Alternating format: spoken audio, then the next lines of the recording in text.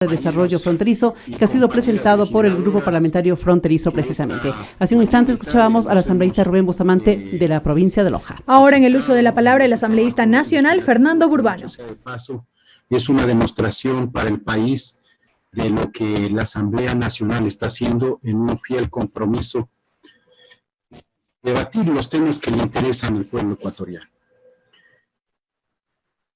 Quiero iniciar mi intervención señalando de que la necesidad de esta ley es cumplir con la disposición constitucional del artículo 249 de la Constitución, que establece que los cantones fronterizos, es decir, de la línea de frontera 40 kilómetros hacia el interior del país, tienen que tener condiciones preferentes.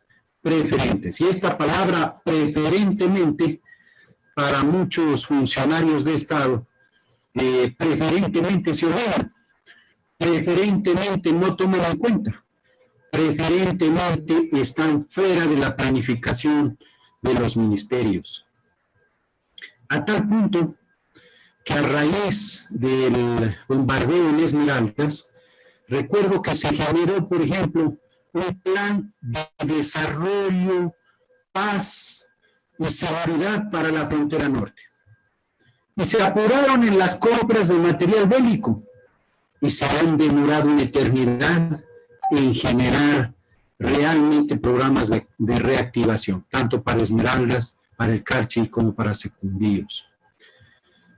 Realmente este problema no es un problema nuevo, compañeros legisladores. Este es un problema viejo, muy viejo. Solo creo que Velasco Ibarra, cuando decía que las fronteras del Ecuador tenían que ser fronteras vivas y que era la única manera de mantener la seguridad del país frente a las amenazas externas, parece que se valoraba en algo la importancia de las fronteras. Y tener una frontera viva no es otra cosa más que tener una frontera dinámica, una frontera donde los servicios básicos y las coberturas de atención social estén por encima de la media nacional, donde las condiciones de desarrollo estén por encima del promedio nacional. ¿Y por qué debería ser así? Porque es precisamente en la frontera donde se ven las diferencias de nuestro país con nuestros vecinos, especialmente las económicas. Es conocido para todos que la dolarización nos pone en una posición de desventaja a nivel de nuestros vecinos de Colombia y de Perú. Y digamos que todos los fines de semana, hasta antes de la pandemia, tremendos cordones, kilómetros de vehículos de hermanos ecuatorianos trasladándose a las ciudades fronterizas del sur y del norte del Perú a hacer compras por la diferencia cambiaria, por la capacidad que tiene Colombia y Perú de la devaluación de su moneda. Dicho esto, no queda otra conclusión de que la política fronteriza ha sido errada. No solo el incumplimiento de esta ley, ha sido la ausencia de una política pública en la frontera. Y no de este gobierno, sino de todos los gobiernos anteriores. Recuerde que cuando era estudiante del glorioso Colegio Nacional Bolívar, salíamos siempre con el mismo pretexto, para pedir atención para nuestra frontera desamparada y nuestra frontera olvidada. En nuestras consignas estudiantiles siempre le llegábamos a decir al gobierno nacional que la frontera no quedaba en el río Chota, sino que era en el Carchi, porque a veces pensaban que ya el Carchi era parte de Colombia y no del Ecuador. A ese nivel llegaba la discusión. Y claro está que luego, con esta lógica de descentralización por zonas, lo que hemos visto es unos nuevos centralismos desplazados a las zonas. Definitivamente estoy de acuerdo con lo que dice Rubén Bustamante. Tenemos que ir hacia un modelo distinto de desarrollo, un modelo verdaderamente descentralizado. No es posible que ahora nuestros transportistas, que nuestros comerciantes, que la incipiente industria y el desarrollo artesanal y el desarrollo agropecuario de las zonas fronterizas, cuando se tratan de los acuerdos binacionales, se enteren después de los acuerdos que se hacen entre Quito y Lima y Quito y Bogotá. Y no es de este gobierno, es de siempre. Esta realidad tenemos que cambiarla y hay que entrar a una reforma profunda de descentralización. Sé que este no es el momento para poner en esta resolución condiciones especiales para la reactivación económica de frontera. Me gustaría, por ejemplo, que los créditos que se vayan a destinar a tasas preferenciales sean a una tasa de desarrollo fronterizo para poder ser competitivos con Colombia y con Perú.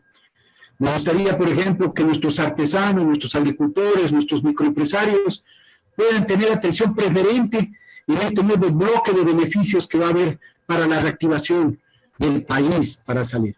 Porque la frontera tiene doble precariedad, doble vulnerabilidad. No se lograba ni siquiera reactivar ni reponer de los coletazos de la crisis económica y de la diferencia de competitividad con nuestros vecinos, y nos ha caído esta pandemia.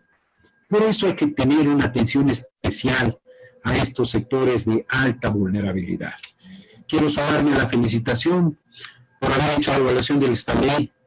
Me siento muy contento de que empezamos como asamblea a evaluar las leyes. He sido uno de los proponentes de esta iniciativa, que ya es una suerte ya prácticamente de imposición que tenemos institucionalmente de evaluar y hacer seguimiento de las leyes, porque la asamblea cumplió con las zonas fronterizas, desarrolló una norma.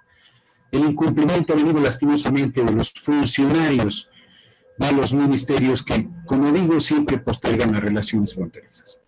Pero la única preocupación que tengo al respecto, señor presidente y compañeros legisladores, es sobre la competencia para hacer el desarrollo de la ley. Según la ley orgánica de la función legislativa, la calificación de los proyectos de ley se derivan a las comisiones especializadas.